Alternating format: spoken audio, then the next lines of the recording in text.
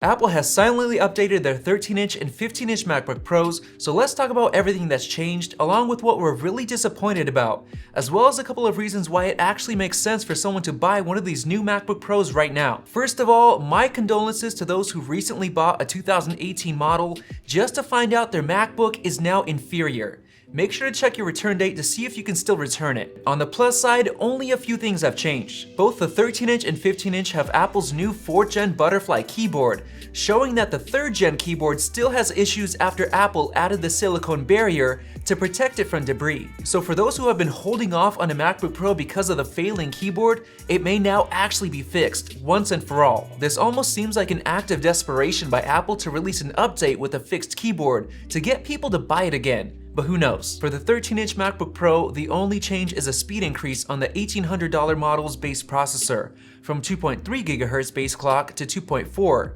and from 3.8 GHz turbo boost to 4.1. Which isn't too big of a change, but you're getting it at the same price as before. The configurable $300 i7 upgrade bumps you up from 2.7 GHz base to 2.8, and from 4.5 GHz turbo boost to 4.7, which we don't think is worth the cash. If you're spending that much, just go for the 15-inch model, which includes a dedicated graphics chip and a newly updated Intel 9th Gen 6-core processor that gets a much bigger boost in performance. The base CPU goes from 2.2 GHz base clock to 2.6, and turbo boost goes from 4.1 GHz to 4.5. Now that's a huge difference considering it's priced at the same $2,400, so for those who waited, you're gonna get a lot more value. You can now upgrade to the first ever 8-core processor in any MacBook for $300 more, and it can turbo boost up to a massive 5 GHz, which we think is totally worth it for anyone who can actually use those extra cores, like for raw video editing. Now instead of doing that, you can pay just $100 more for the $2,800 model,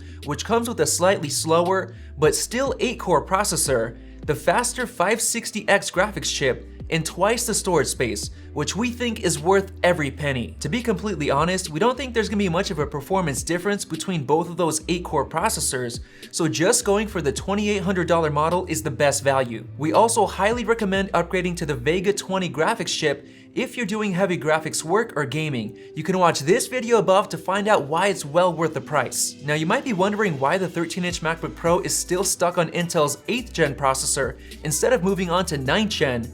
Well, taking a look at Intel's 9th Gen product page, it seems as though none of those processors come with their premium Intel Iris Plus graphics, which is a must for 13-inch models since they lack dedicated graphics chips. Other than the processor and keyboard upgrades, literally nothing else has changed, which is the most disappointing part.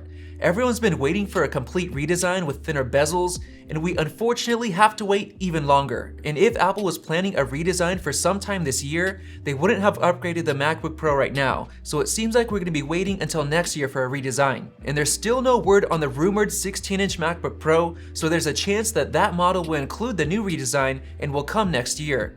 We think it makes more sense for Apple to redesign the iMac first, starting with the iMac Pro, potentially this year, and then redesign the MacBook Pro afterward. One thing that's really disappointing is that Apple's base 13-inch MacBook Pro for $1,300 is still a 2017 model with an ancient dual-core 7th Gen processor and 2nd generation Butterfly keyboard, which is known for its keyboard issues. At that price point, many Windows laptop manufacturers have moved on to 4-core processors, and some even have dedicated graphics chips as well. So if you're planning to get a 13-inch MacBook Pro, we honestly recommend just paying $1,800 for the 2019 model. Otherwise, just look elsewhere or buy the 2018 MacBook Air instead. We've already ordered a 2019 15-inch MacBook Pro with the new 8-core processor, so if you're not already subscribed, click that button above and make sure to check out some of our MacBook videos right there. Thanks for watching, and if you haven't already, smash that like button and we'll see you in the next video.